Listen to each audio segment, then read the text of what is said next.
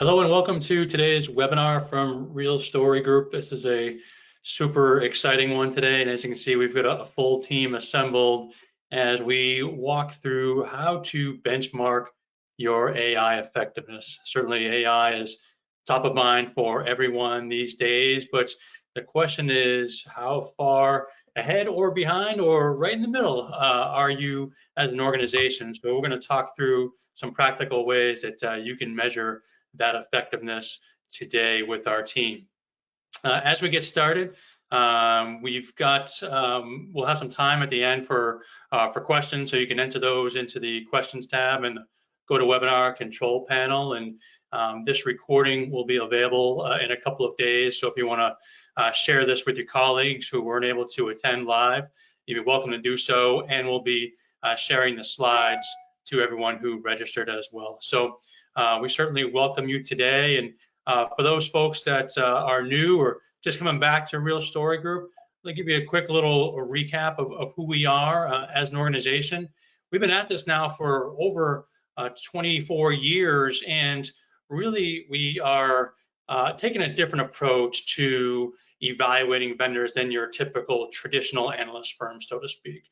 So we never accept money from vendors in any way, which means that we are strictly focused on telling you the real story about what they do well, but maybe more importantly, what they don't do so well, where they might fall short for you. We're the only analyst firm that we've ever come across that completely sits on the buyer side of the table to make sure that you're making the best technology decisions for your organization.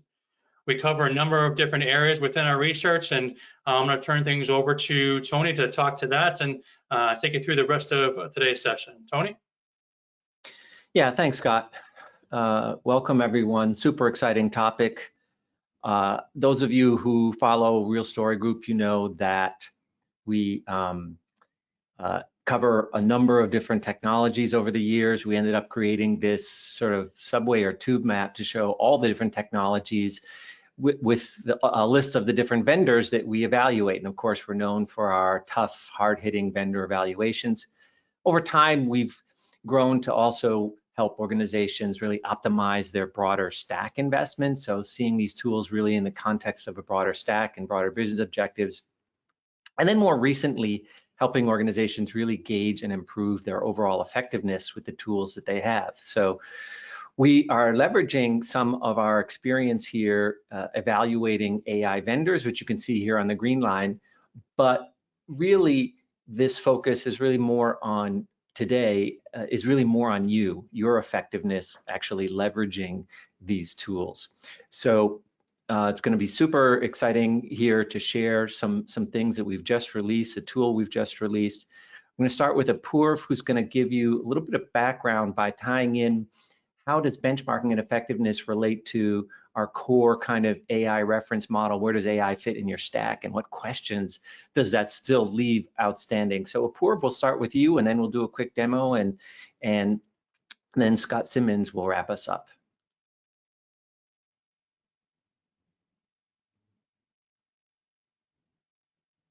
Thank you, Tony.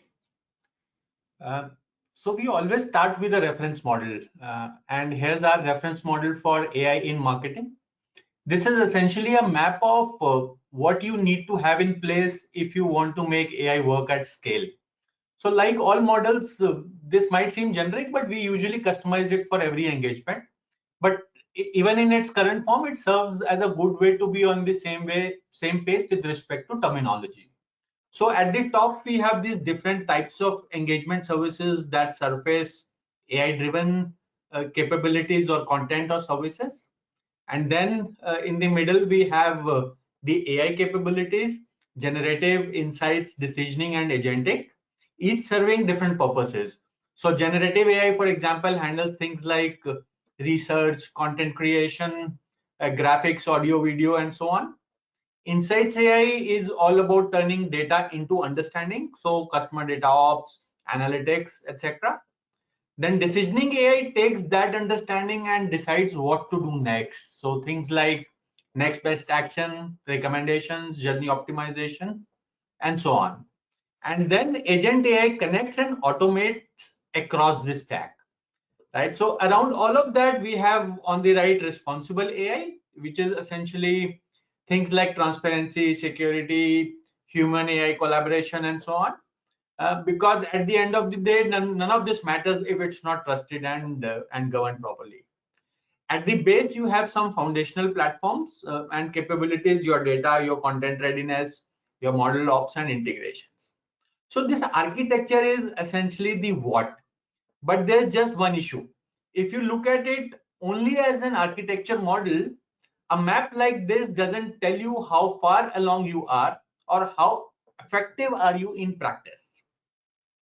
So this is where we try and look beyond the model in our next slide, from architecture to effectiveness, right? So these 5 questions come into picture. If you want to see how effective you are, you can't just look at whether you have a tool in each of those boxes of the architecture. You actually have to ask more questions, right? So first, for example, how do you decide which AI use cases to prioritize and where to invest? So that's about business alignment. Second, what's the actual extent of deployment? Are these capabilities in pilot or are they truly embedded in your day-to-day operations? The third question is about the quality and readiness of your data and content foundations. So how ready your content is, how ready your data is, because without all of that, your AI output will always be very limited. The fourth question is about how well are you managing your platforms and integrations, and are you optimizing them for your cost and performance? And finally, where are you on your enterprise governance? And that's not just AI ethics, but also things like operational oversight, change management, policy compliance, and so on. So these 5 questions are the bridge from the architecture to measuring real effectiveness. And a spoiler here, they map directly to the 5 pillars we use in the RealScore model that you will see later. But let's look at these 5 mappings in this slide, right? So the first one is business strategy and alignment. This essentially answers the question of how you prioritize your use cases and where do you do your investments and so on and so forth. The second one is business applications. This basically looks at the breadth and depth of AI deployment in actual workflows in your day-to-day activities. The third one is data and content foundation. This is about the quality, accessibility, and readiness of your data and content inputs. The fourth one is technology and execution. This essentially measures how well your tools, platforms, and integrations are performing. And finally, you have the enterprise governance and ops, which captures the maturity of your oversight, compliance, and things like that. So when we assess an organization, we rate each of these pillars, highlight strengths, expose gaps, and so on. How do we do that? So over to you, Tony, for taking us through how to use that model. Great, thanks, Apoorv. And you can maybe make a mental snapshot of those 5 categories because we're going to keep coming back to them as we go through the actual model itself. Also, just a friendly reminder, if you have any questions at all today or any comments, something you agree with, something you disagree with, an anecdote you'd like to share, there's too many on the line to unmute you, but you can always use the questions tab in your GoToWebinar control panel. You'll see that with a little arrow next to it. And you can ask a question at any time. We'll definitely have time to get to that in the end. So let's now demo the actual tool. So this is part of the RealScore tool at Real Story Group, and you'll be able to actually do this online yourselves. I'm not going to suggest you do it right now, but you'll get a copy of this deck and this video, so you'll be able to try it at your own. Instead, what I'm going to do right now is step you through how it actually works here. So we'll go over here and do a quick little demo.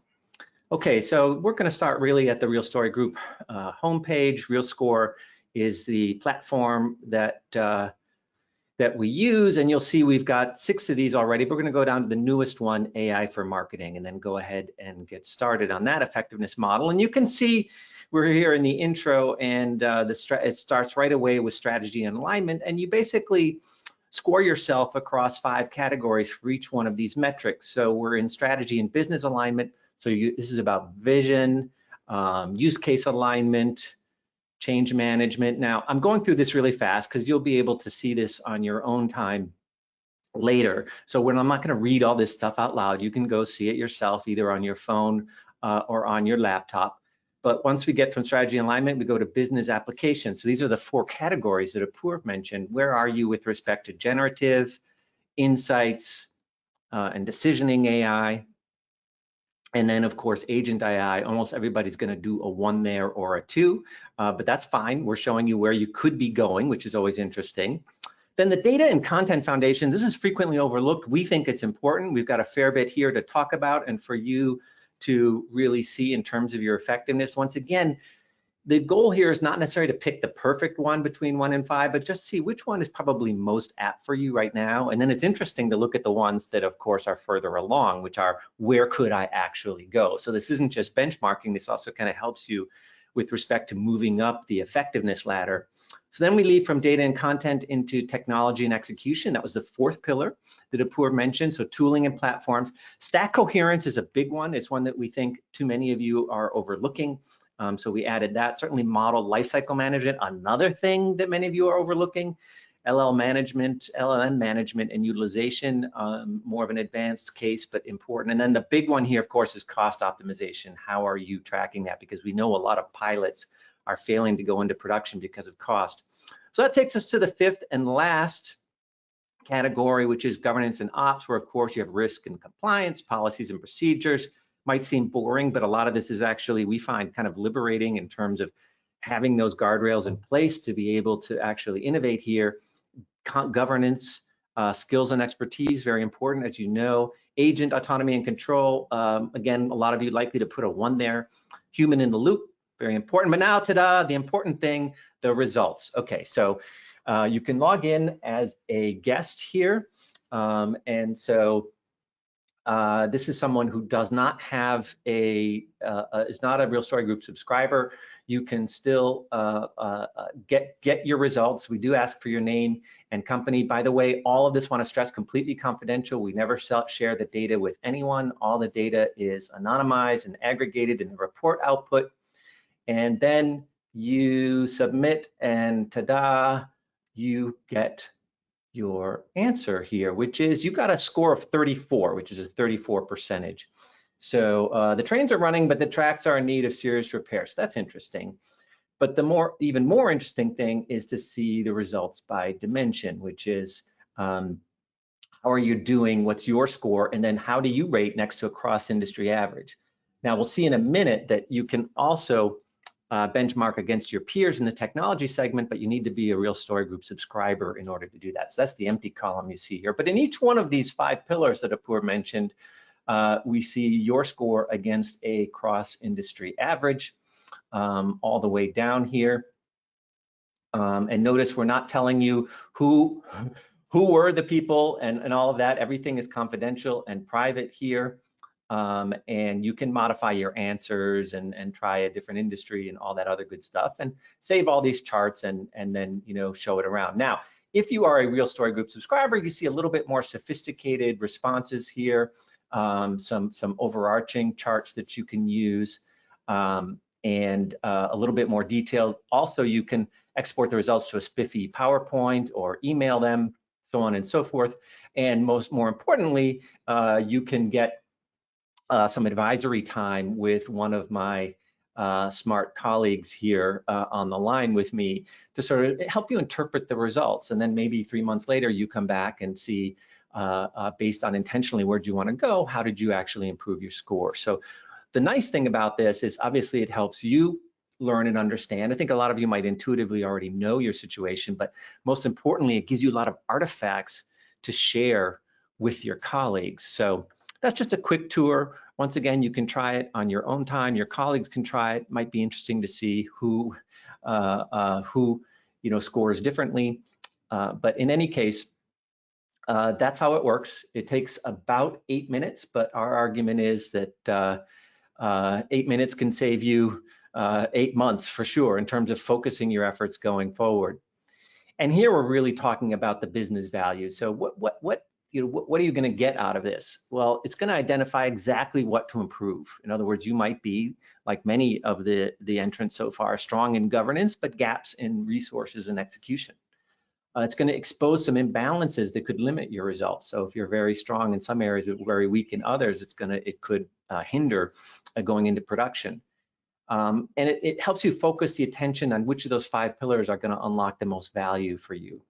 Then, of course, it also helps you benchmark against your peers, which is, of course, what every executive wants to know. And more importantly, you can track your progress over time, so you can see how you've actually moved. And the cool thing is, once again, it shows you not just what's up the ladder, but sort of how to move up the ladder. So really a lot of business value here, and in particular, a lot of focus and time saving and resource prioritization here. Now, what's interesting is we asked our MarTech Council, who are MarTech leaders from large global enterprises, to complete this first before we made this live. And it was really interesting to see some of the early results here. You can see stronger scores on a possible score of 5. The aggregate score for strategy alignment was 2.6, governance and ops 2.5. Weaker when it came to business applications, data and content foundations, technology and execution, which is really interesting. Now, of course, this may change over time as you and your colleagues enter your own results into this, and over time as general benchmark levels may raise here. But the good news is that MarTech leaders seem to be doing a lot of thinking and planning around this, focusing on governance and ops, so that's good. I think a lot of it is around sort of de-risking here. But the problem that they're facing, and we hear this anecdotally, and it's coming up in the stats, is that there's poor foundations and challenges in execution that are limiting the actual results here. Again, your mileage may vary. That's the whole point of this. But just wanted to give you a little sneak peek about what the data is showing us, even at this early stage. So now let's dig a little bit deeper into the context for all this, and what do you do with this, and what's the next steps, and how do you then get to business value faster? So for that, I'm going to turn it over to my colleague, Scott Simmons, who's going to talk about a path forward. Thanks, Tony. The architecture view approved presented clarifies what capabilities matter, and Tony showed us what makes that effective, not just possible.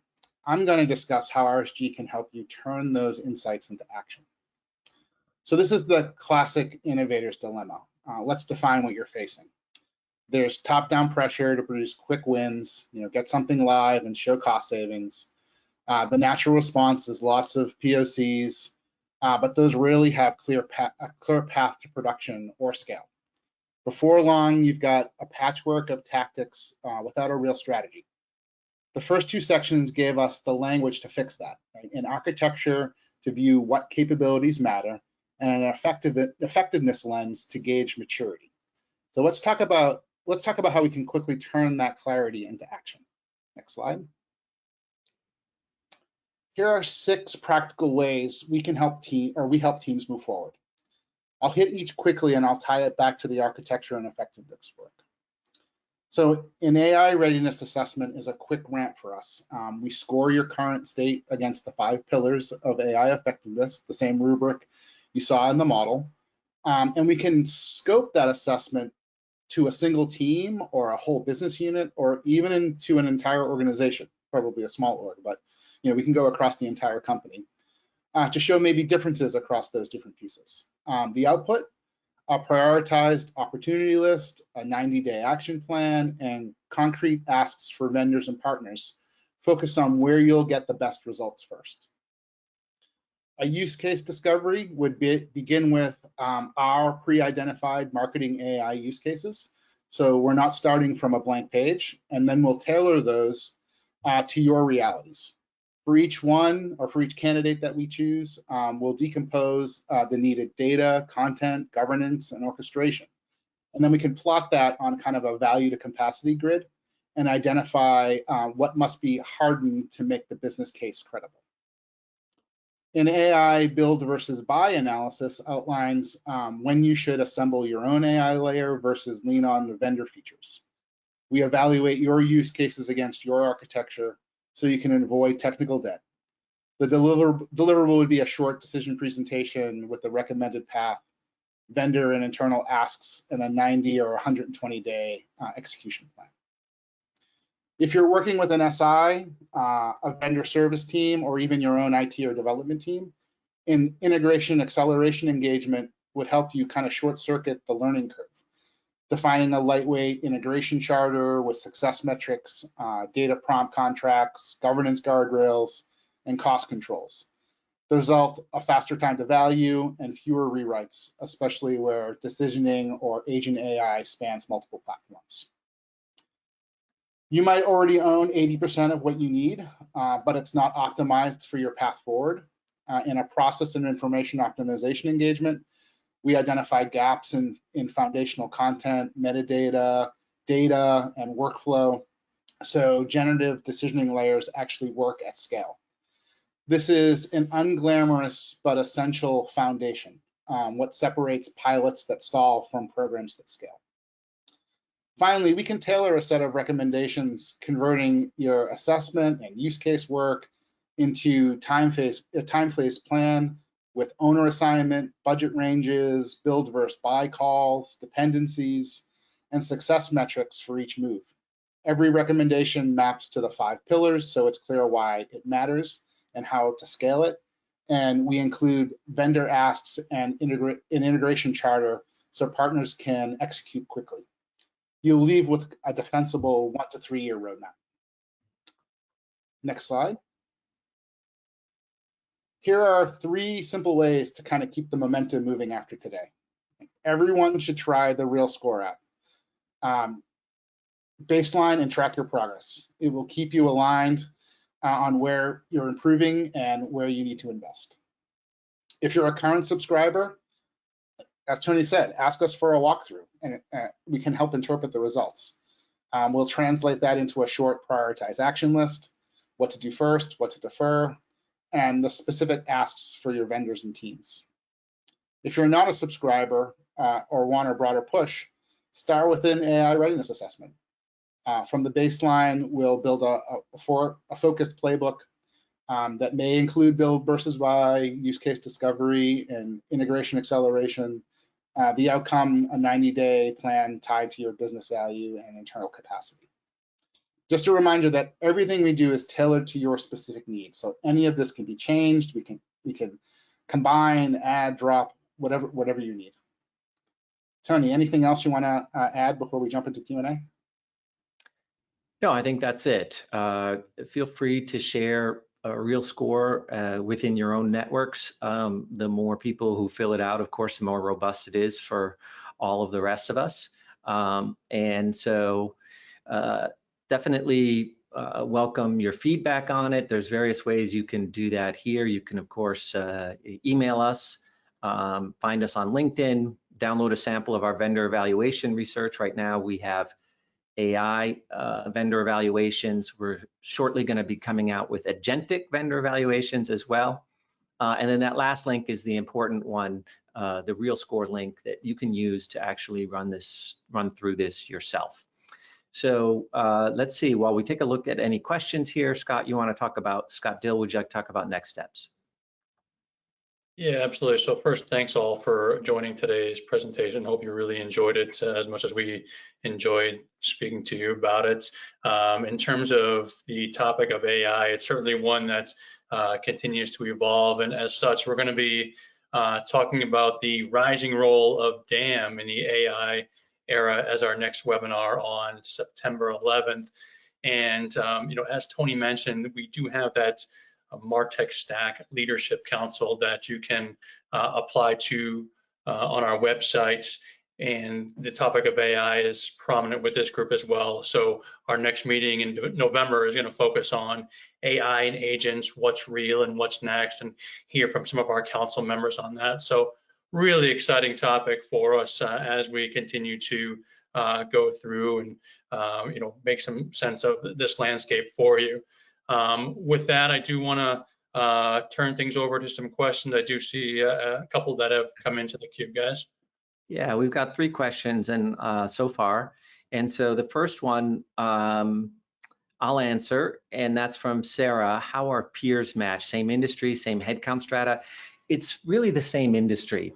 So that's pretty much what we're doing here. We do limit anyone from any company size, Sarah, can input and participate, so they can put in their RealScore. But when it comes to benchmarking, we exclude those participants from small and micro enterprises. So this is really just with respect to the benchmarking, mid-market and larger. We can also do some custom work on the database behind the scenes if someone had a custom question around size, or maybe size across industries, that sort of thing. We have the underlying data, so we can do custom outputs for our subscribers. The next question is for you, Scott Simmons. It's from David, and he's saying, how do you quantify and measure business impact? That's a really good question, David. It really is dependent on your organization. We will work with you to help identify the correct KPIs that will track those things, right? Whether they're ROI, whether it's cost, whether it's time to market, right? Or there might be a variety of different measures that we track from a KPI perspective to look at business impact. Yeah, and this is always interesting too in terms of the variety of potential business touch points or business lenses. One is, ROI, the other is cost of doing business. There's a number of different lenses here, but certainly, the classic ones of efficiency, effectiveness, insurance or risk reduction, and innovation are typically the four big ones, the four big categories that we would look at, and then narrow it down from there. So the third question, I think, Apoorv, will let you kind of take the first stab at this, and then we'll take it from there. So Chelsea is asking, I understand the 5 dimensions. Do you map actual vendors to those, like in terms of their effectiveness for those particular dimensions? Will this tell me which vendors I should be looking at? Okay, so our usual approach for evaluating vendors is our scenarios. As of now, we don't usually map our scenarios to these 5 pillars because, like I said, vendors are evaluated more along the lines of architecture and functionality and use cases, whereas this is more of how to get there, right? So right now, no, you cannot identify vendors using this model. Yeah, that makes a lot of sense. We have a separate application called Real Quadrant, where you plug in some information, just like you plug in information here, and you can try it on our site, where you plug in which scenarios, which AI use cases are most important to you, and which are the strategic dimensions that are most important to you from a vendor standpoint, and then it spits back to you a custom quadrant or shortlist, Chelsea. Great. So one of the pillars is actually business applications, which loosely maps to scenarios. So you can actually use this model, look at your scores in each of those business applications, and then input that in Real Quadrant to get the list of vendors that you want. Yeah, so in that way, you can do an indirect thing. That's right. You could use this to then input into your vendor selection process along with all of the other artifacts that Scott Simmons. So definitely here to help you take your AI effectiveness to the next level. Feel free to reach out to Scott or any one of us on the call here to help you accelerate that journey. So that was the last of our questions, and we've come to the end of the half hour. So thanks again for joining with us. On behalf of the 2 Scotts and Apoorv, this is Tony saying so long for now. See you next time. Thanks, Tony.